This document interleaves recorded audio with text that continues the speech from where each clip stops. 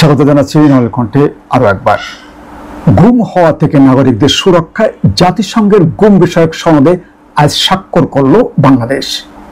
আজ বৃহস্পতিবার 29 আগস্ট রাষ্ট্রীয় অতিথি ভবন যমুনায় অন্তর্বর্তীকালীন সরকারের উপদেষ্টাদের সাপ্তাহিক বৈঠকে এ সনদে সই করেন প্রধান উপদেষ্টা নোবেল বিজয়ী ডক্টর মোহাম্মদ ইউনূস।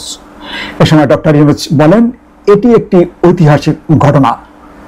হ্যালো প্রিয় দর্শক বন্ধুরা, 2006 সালের ডিসেম্বর নিউ ইয়র্কে গৃহীত গুম বিষয়ক আন্তর্জাতিক সনদ গৃহীত হয়েছিল, কিন্তু বলপূর্বক গুমের শিকার ব্যক্তিদের জন্য গৃহীত ওই সনদে 18 বছর পর আন্তর্জাতিক এই দিবসের আগের দিন সই করল বাংলাদেশ। এদিকে প্রধান উপদেষ্টার কার্যালয় থেকে পাঠানোর এক বিবৃতিতে জানা গেছে, সনদে ডক্টর মোহাম্মদ ইউনূস লিখেছেন, আমি প্রফেসর ইউনূস প্রধান উপদেষ্টা ঘোষণা করছি যে গণপ্রজাতন্ত্রী বাংলাদেশ সরকারের পক্ষ থেকে উপযুক্ত কনভেনশনটি বিবেচনা করে আমরা এতে যোগদান করছি এবং তাতে অন্তর্ভুক্ত শর্তাবলী বিশ্বস্ততার সঙ্গে পালন ও কার্যকর করার প্রতিশ্রুতি প্রদান করছি।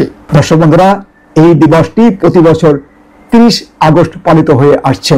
মানবাধিকার সুরক্ষায় একটি ঐতিহাসিক ঘটনা রচিত হলো।